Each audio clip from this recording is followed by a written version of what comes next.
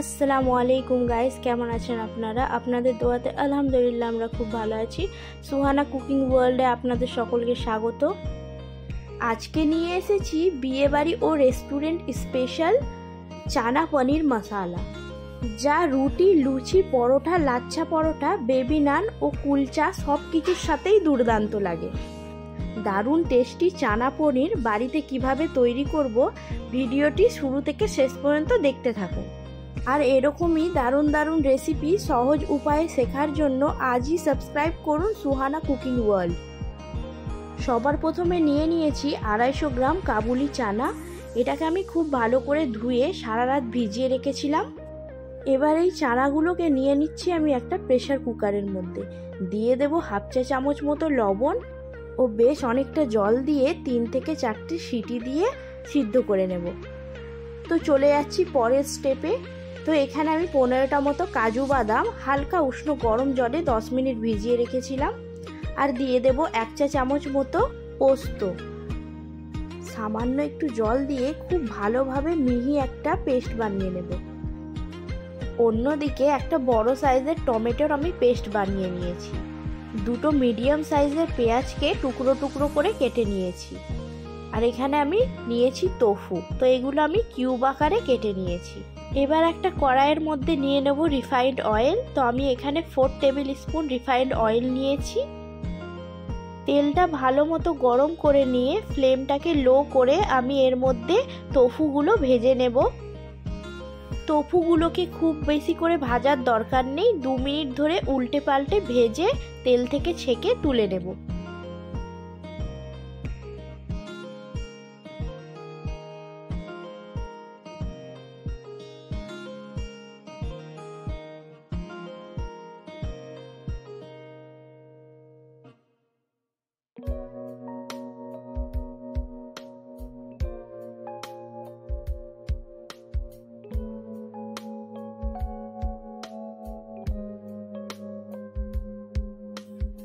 পনিরগুলো ভেজে তোলার পর দিয়ে দিচ্ছি একই কড়াইয়ে হাফ কাপ মতো রিফাইন্ড অয়েল।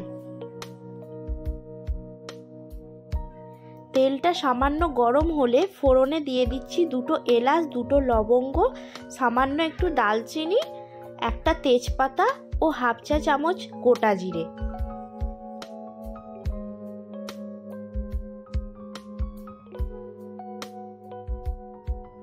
ফোড়নটাকে ফ্রাই করে নেব 10-15 সেকেন্ড ও তারপর দিয়ে দেব কুচানো পেঁয়াজ।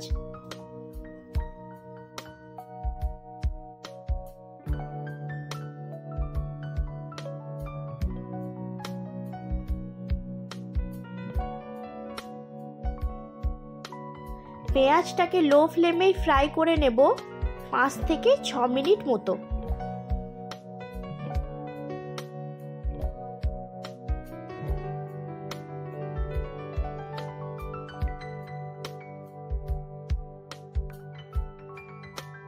পেঁয়াজটাকে ফ্রাই করে নিলাম 5 থেকে 6 মিনিট ধরে।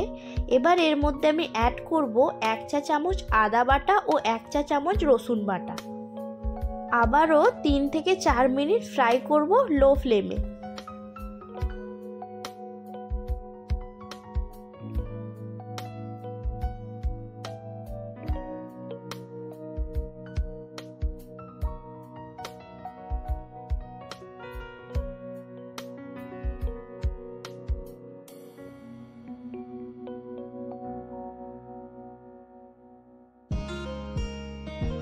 আদা, রসুন ও পেঁয়াজ 3 থেকে 4 মিনিট ফ্রাই করার পর আমি এর মধ্যে দিয়ে দেব গুঁড়ো মশলা।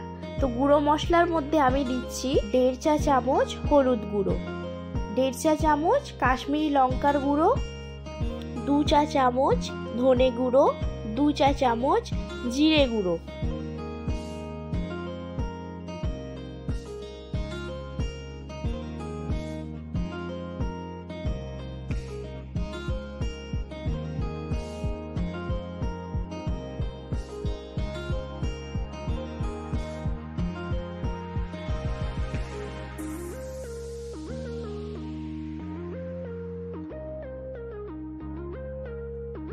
গুঁড়ো মশলা অ্যাড করার পর 2 থেকে 3 সেকেন্ড আমি কষিয়ে নেব।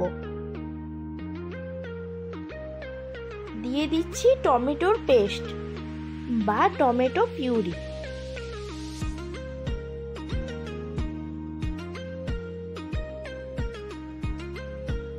টমেটো পিউরি দেওয়ার পর 1 থেকে 2 মিনিট মতো কষিয়ে নেব। গ্রেভির মধ্যে আমি অ্যাড করছি হাফ চা চামচ মতো গুঁড়ো গরম মশলা আর দিয়ে দেব হাফ চা চামচ মতো চিনি। আপনারা আপনাদের স্বাদ অনুযায়ী কম বেশি করতে পারেন।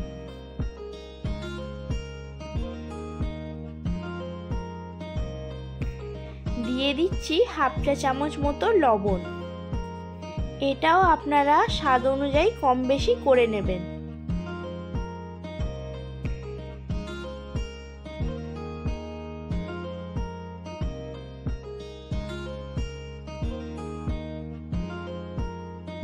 তো দেখতেই পাচ্ছেন মশলা থেকে তেল ছেড়ে দিয়েছে। 3 থেকে 4 মিনিট কষানোর পর আমি এর মধ্যে অ্যাড করব পোস্ত ও কাজু বাদাম বাটা।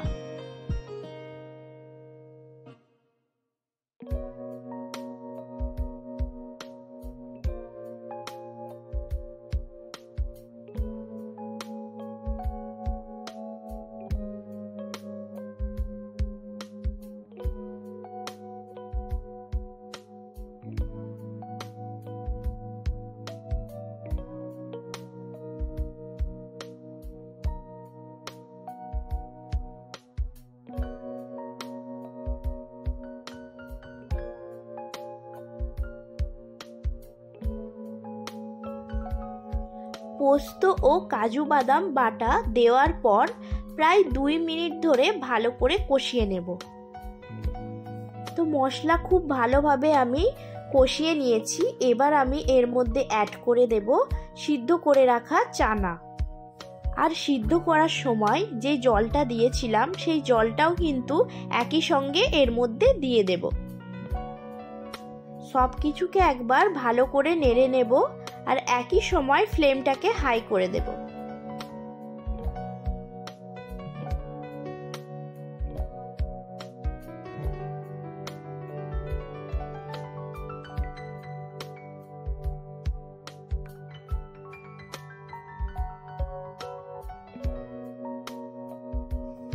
ভেজে রাখা টোফুর টুকরোগুলো এবার অ্যাড করে দেব।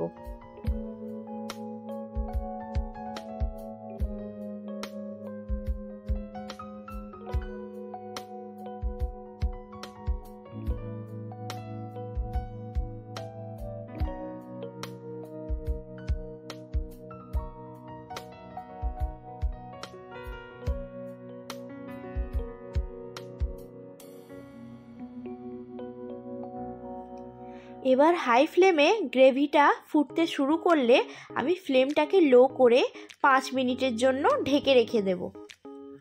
5 মিনিট পর ফিরে আসছি। 5 মিনিট হয়ে গেছে। এবার আমি আবারও একবার ভালো করে নেড়েচেড়ে দেব আর ফ্লেমটাকে আবারও হাই করে দেব।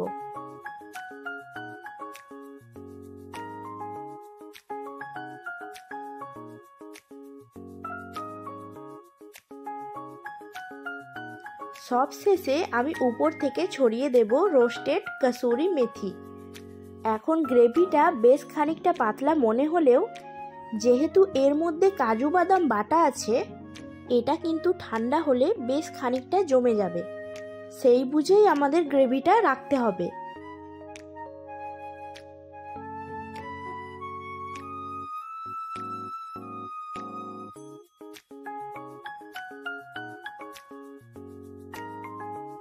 সব কিছুকে ভালো করে মিক্স করে নেব। তারপর ওভেনটাকে অফ করে দিয়ে 5 মিনিটের মতো ঢাকা দিয়ে স্ট্যান্ড বাইতে রেখে দেব, যাতে কসুরি মেথির ফ্লেভারটা রান্নার মধ্যে মিশে যায়। ব্যাস তৈরি হয়ে গেল খুবই সহজে রেস্টুরেন্ট স্টাইলের চানা পনির মশলা রেসিপি। এবার আপনারাও এইভাবে একবার ট্রাই করে দেখুন। আশা রাখি এক চান্সেই তৈরি হবে একদম পারফেক্ট চানা পনির মশলা। আমার এই ভিডিওটি ভালো লাগলে অবশ্যই লাইক, কমেন্ট, শেয়ার করবেন। সাবস্ক্রাইব করতে ভুলবেন না। ধন্যবাদ।